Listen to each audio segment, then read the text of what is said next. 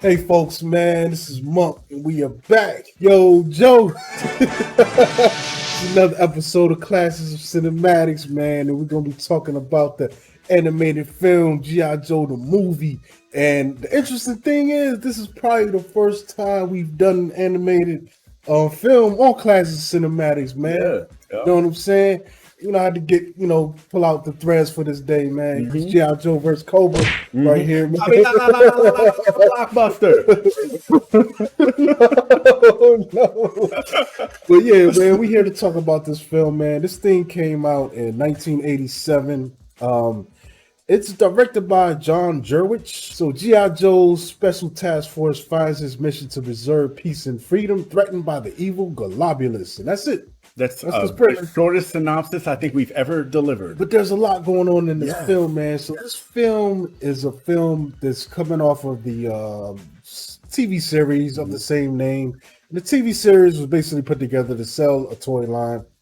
Interesting thing, though, this is a Marvel production. In the beginning of the film, it lets you know it's a Marvel animation production. And Marvel, they had the comic book. They were responsible for putting out the G.I. Joe comic book, which was kind of violent, dude, and kind of a little rough compared to what we got from the TV show later. But, basically all that stuff was put together to sell a toy line. And G.I. Joe was, I don't know, I mean, they're kind of in the same family because the same studios that put together the Transformers series as well, same animation studios and whatnot. But for me, I love transforming robots, but as a rewatch capability, I think the G.I. Joe is more entertaining because it's just more ridiculous. You know what I'm saying? We got a wild world where it's just, straight up patriotism, gun ho. The Joes are out here doing whatever they can to fight Cobra. And Cobra's just this crazy terrorist organization. And it's just wild because it's so over the top, man. There's a lot of things that pop up in it. It's the fact that both sides are shooting thousands of rounds at each other at any given moment, and they can't hit each other at all. Nothing. So it's worse than Stormtroopers in Star Wars. Bro, the only damage that is done is when they get close enough to have hand-to-hand combat. That's the only hits that land. There is billions and trillions of lasers going. Well, aside from that, there's a lot of ridiculousness going on. I will say this: let's look at this voice cast because it's all voice actors. You do get real Sergeant Slaughter playing Sergeant Slaughter in this, which is entertaining. We get Peter Cullen, who does several voices. Peter Cullen is also the voice of Optimus Prime. We've got Christopher Collins as Cobra Commander. Don Johnson comes out as playing Falcon, who's a new character in this film, as well as Burgess Meredith playing Golobulus, who's also a new character. So they've got some, a little bit of real talent sprinkled in with the average, with the normal G.I. Joe, presence in characters and stuff. And another thing that I really liked about this movie is the expansion of both the Joes and the Cobras. I mean, they're giving us, I want to say on the back end of the TV series, we started to get introduced, or we were already introduced to Serpentor, but didn't know much about him. But then outside of that, the scientist guy made him and everything, genetically cloned him and all that stuff. But then Dr. Mindbender. But then as we get into this movie, it's that expansion of this whole other world, law, and then you get Golobulus and Nemesis Enforcer, who was my favorite new character. He was dope. Didn't say two words, but wrecked shop all throughout the movie. I appreciated that because that's one of, even though we're low key, we're introducing new toys for you guys to buy, but I do appreciate the expansion of the lore in the story because we just know Cobra as they're the bad guys, but this they kind of explain why, and I thought that was really a dope element to add to this, man. Because we come to find out that Cobra Commander is from this place. It looks like Antarctica or some shit.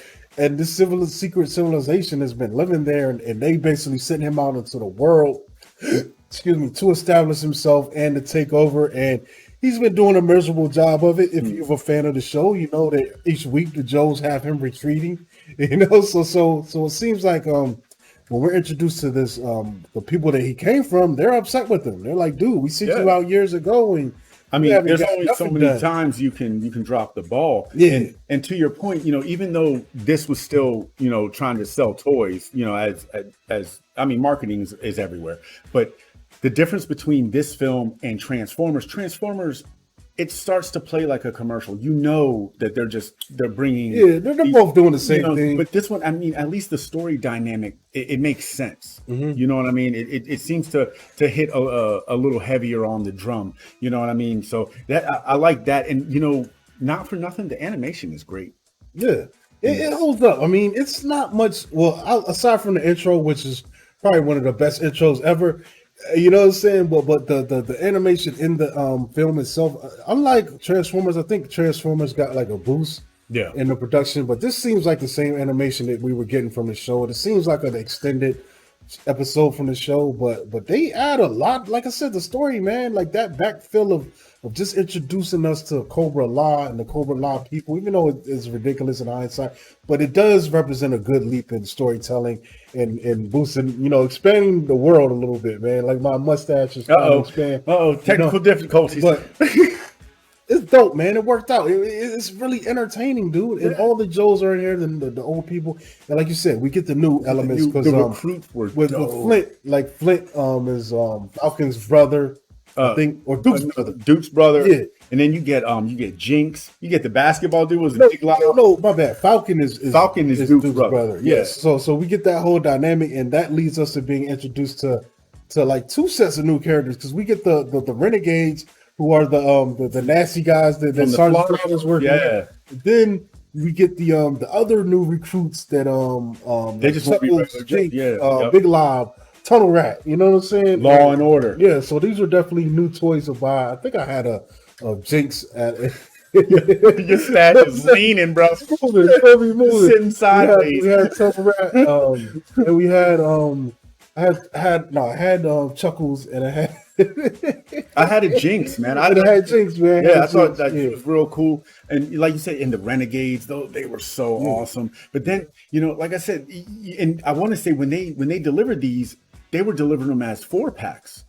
No. Well, I think those were individuals, but I do remember the Cobra Law people was a 3. I got them. You got Nemesis, you got Globulus, and then you got one of the I don't remember Pythona, but at least the pack that I got, it was Globulus, Nemesis, and then one of the guards with the big blade thing and the weird mask. And I guess Pythona might have been separate. I don't even remember seeing her one in real life. I remember Globulus. I remember they gave that Globulus, as a pack. Globulus looked cool, but you couldn't stand his ass up. Yeah, because his snake, his snake's all straight. I said I got that because I needed that Nemesis enforcer.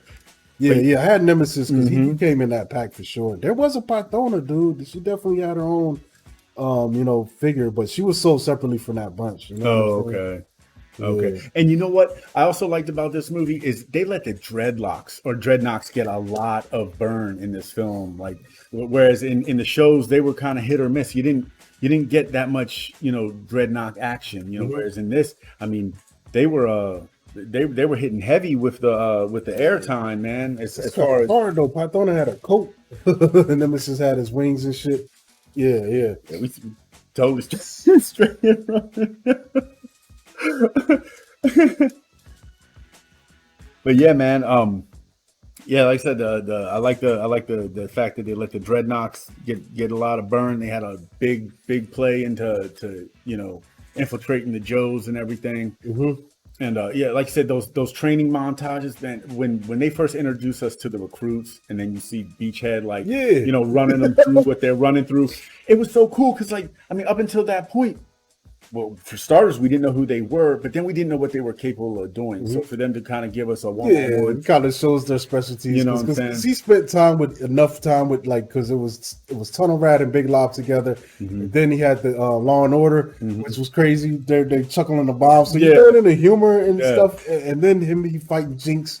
Yeah, because Falcon was out on a date with somebody else. Yeah, it works, man. Like it's a weird thing. I mean, put it this way, man. Like I would never tell you that this show was that great, or even this movie, and but it's entertaining for the fact that I'm going on for this ride, and part of it is me making fun of the absurdity of it. Like I said, man, there's probably hundreds of thousands of laser bolts fired, and only one of them ever connects, and that's when Duke gets a blast goes by his arm and nicks him a little bit, and I'm like, it's crazy. Like this is a series where, like I said, instead of shooting you I'm going to shoot the pile of rocks behind you. Right. And that's going to fall on you and trap you. That's what kind of show this is. This is a kid's show, even though they do have military weaponry, but you can't kill people. Right. You know, that's the not on a Saturday morning. Yeah. With Captain Crunch. No, you cannot do that. No. But one thing that this series did, this movie, as well as Transformers and other films from this area, it gives us that basic underlying good versus evil. You know, they're trying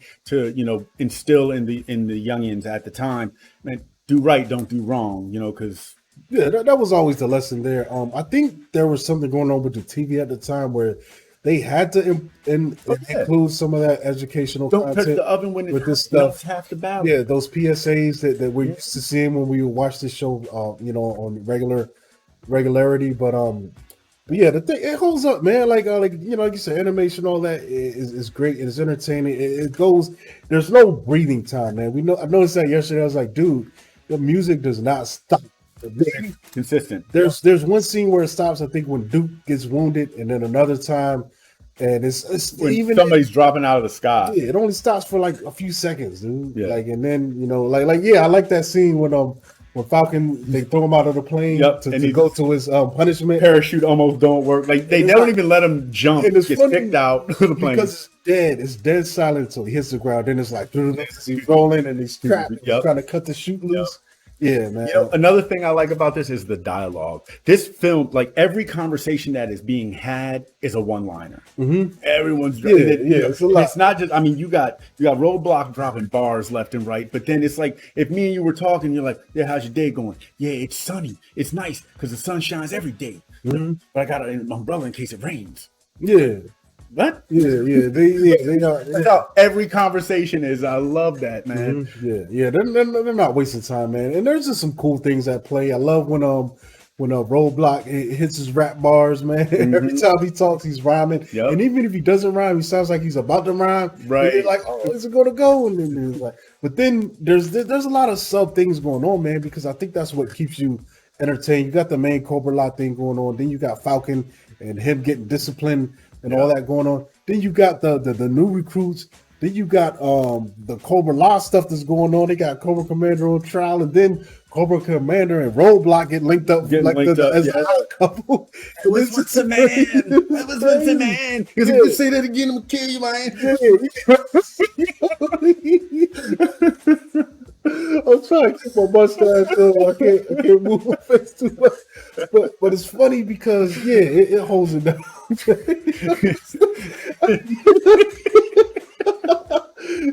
Oh man, that was great. But yeah, that's one of the lines that get me the most. He's like, because he's like, Cobra's like, I know a way out. He's like, I know a way out. Follow me. He's like, what's your fee? Snakes don't talk for free. And I'm just like, yo. Yeah, man. And so, I mean, part of me should probably be mad because of the stereotypical portrayal of Roadblock, but it's so good. It's just like, it's so fucking good. I can't even be mad at it because I'm entertained. I love it. It's just. And that was the thing, like we called it a fandom event. They had a 35th anniversary showing of this film, so we went and caught it in the theater. Fathom event, you know what I'm saying? And you know, this was my first time seeing it on the big screen. You know, because when it came out, I was still a little on the younger side, and you know, I ended up catching it on VHS my first experience, and then multiple times showing it on TV.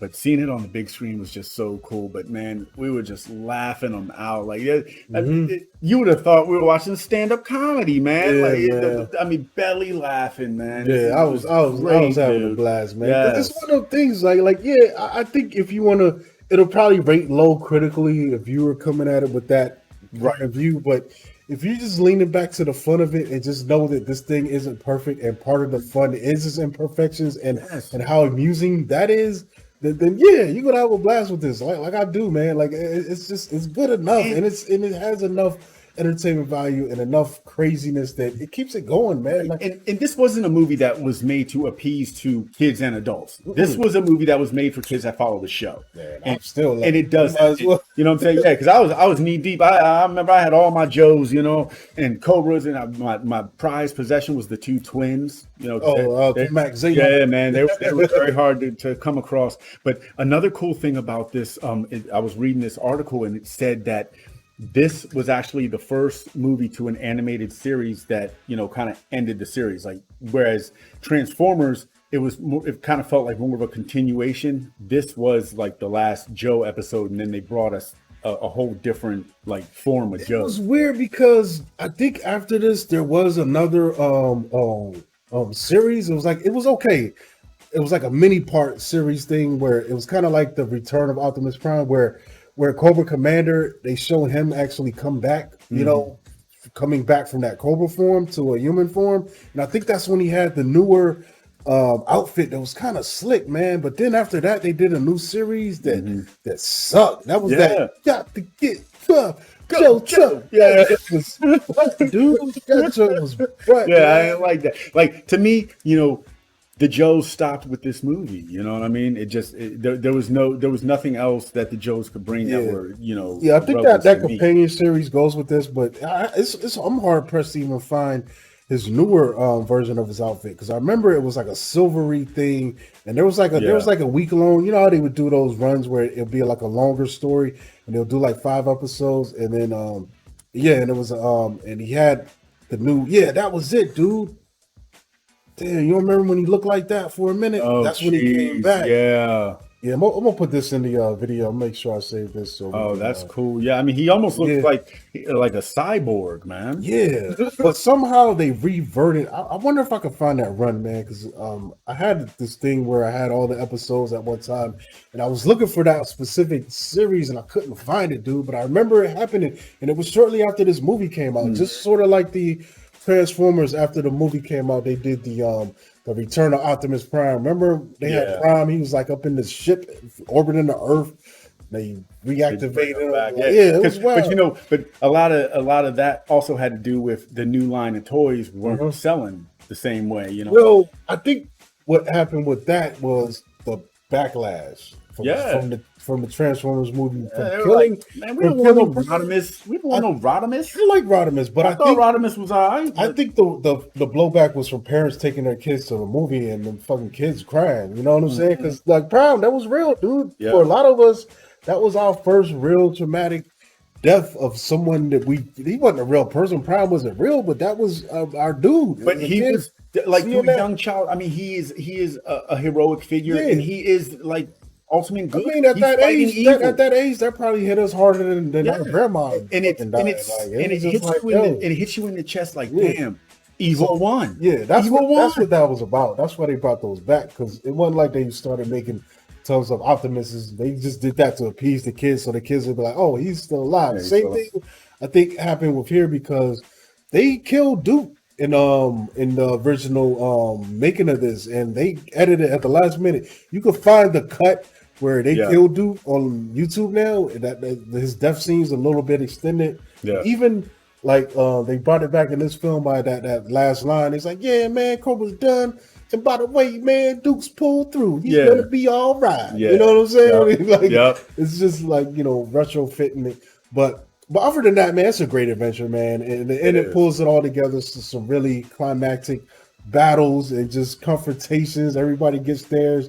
Jinx gets to kick ass with her mask, you know what I'm saying? And then all the new recruits and all the other people, they come together and kick ass. Yeah. And there's awesome music. I mean, and we get this intro song that is just so heavy. It's the best, man. Like, man, they leaned in on that, dude. Oh man, it's so dope. This is probably the best intro ever. And in the alternate version, because dude, that's the thing, man. Like I was explaining to you the other day. I was a TV Guide kid. So that was my thing. I get the paper and we had the post. It would come here and it would be thick, and it had a nice little thick TV Guide in it that had the whole week in it. And honestly, the days I knew I'd be up, I would go in there ahead of time, especially weekends, and look at what I'm going to watch or what I'm going to try to stay up and watch. And and I didn't have cable really. I had HBO, but it wasn't really showing a whole lot. So it was HBO and then like the 3 or 4 local channels. And I'm looking at Saturday morning, channel 20 here, movies all day, karate movies, action movies, or whatever. And one day I open, I'm like, G.I. Joe the movie? Like, what is that? It's like, hey, we going to watch this? Yes, dude, I watched that, man. Woo, yo, that was probably one of my like like if I could have died right then as a kid, like life would have been okay for me, because it was just a highlight where you see man. Hey, if I ate something special for lunch, man, I'm putting a couple extra slabs on my sandwich today. I'm gonna go joke. Man, that thing it was so crazy because it had all of us in school like Monday talking about this shit. Like, yo, did you see that? And everybody's like, dude, if you went to the bus stop and you ain't see the Joe's episodes before you went to the bus stop, you're like outside the circle. Yeah, you know what I mean. So yeah, the movie had the same impact, man. You did not want to be the one that didn't see it. You know what I'm saying? Yeah, you gotta know. There was a lot that I saw, but then there was a lot that I didn't see. I remember the bigger 5-parters. But then there were some cool ass one shots too that were kind of cool, where they might run along with one character and give that character the whole episode. Right. You know what I'm saying? So there was. I remember them doing that with Snake Eyes. Yeah. I remember seeing the Snake Eyes one. Yeah, it was dope, man. This is a great piece. I think it like if you want to be critical of it, this thing probably gets like maybe a fucking C- or some shit. Yeah. But if you want to embrace the craziness and that's the entertainment of it, how wild they got, how much they didn't care about physics, how much they didn't care about reality, how much like no one's getting hurt with all this violence going on, and you embrace that and can laugh at that, then this thing is excellent. Yes, and also this is something where you soak up the nostalgia. Watching this yesterday, it brought me back just to being a kid. I was a kid again for an hour and a half. You know what I mean? And this did that. All cartoons don't do that. I'll watch some animes and stuff. I'm like, whoa, this is. But being an 80s baby, man, G.I. Joe's, Transformers, Thundercats, man, you can't tell me nothing about none of them, as wild, far-fetched as they are.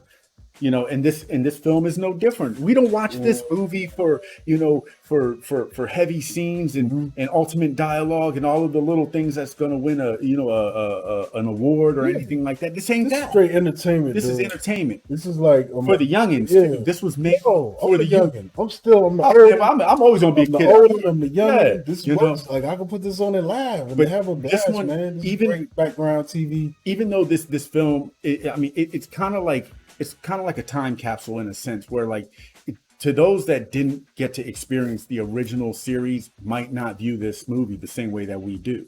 But see, we were knee deep in it. You know what I mean? Yeah, that is a factor, man. Like some familiarity with the characters, that does help. But you could do that really quick. What's interesting thing right now on YouTube, Hasbro has a channel on YouTube and they play a live stream of G.I. Joe on there 24 hours a day. So any given moment, you can watch like episodes of this, and a lot of times they're running the bigger 5-parter series and just running those back to back, man. So you can see the bigger story arcs and get familiar with the absurdity of it, but it's still entertaining because, like I said, the moment to moment stuff of what they do, not just this movie, but even the main show, man. There was a period like a few years ago I was just watching episodes at night and I'm just laughing my ass off at just what's going on here, man. Like Shipwreck is one of my favorite characters in this, man. Just the dialogue and the way they comport themselves and they move around, like it's ridiculous. I said the way they talk to each other, the one-liners. What we need to do a show where we completely deliver the message, communicate with just one-liners. That'd be rough, dude. How's it going? Like a green light. It's wild, man. But like I said, man, to its credit, like I said, I think it does do a good job with the expanded storytelling and the expansion of the lore. Like that alone is worth the watch for this, man. Absolutely. It's ridiculous, but it's lore. Yeah. And it makes it some cool and shit. in this world that they've given us, it makes sense. It makes sense in this world, man. I'm with that, man. Yeah. I'm with that all the way. Yeah, I'm with it, man. So I definitely highly recommend G.I. Joe the movie, man. If you haven't seen it in a while, check it out. Yeah, and like I said, I'll just piggyback on that, man. Just definitely check it out. Old, young, anything in between, it's worth a viewing. Yeah, man. I think that's it, man. It's gonna be Monk. This has been Classics of Cinematics. You can catch us at Classics of Cinematics on Instagram. Follow me at Monkey Blood on Twitter and Instagram. And this Bobby Blockbuster. You can catch me at Bobby Blockbuster 118 on Instagram. Yeah, leave your comments, man. Subscribe, like to the channel. You want to write us, man. From the Canopy, at gmail.com. And we'll read it on the show, dude. So yeah, man. all day. Turn those thumbs up. We out of here. The mustache. Mustache.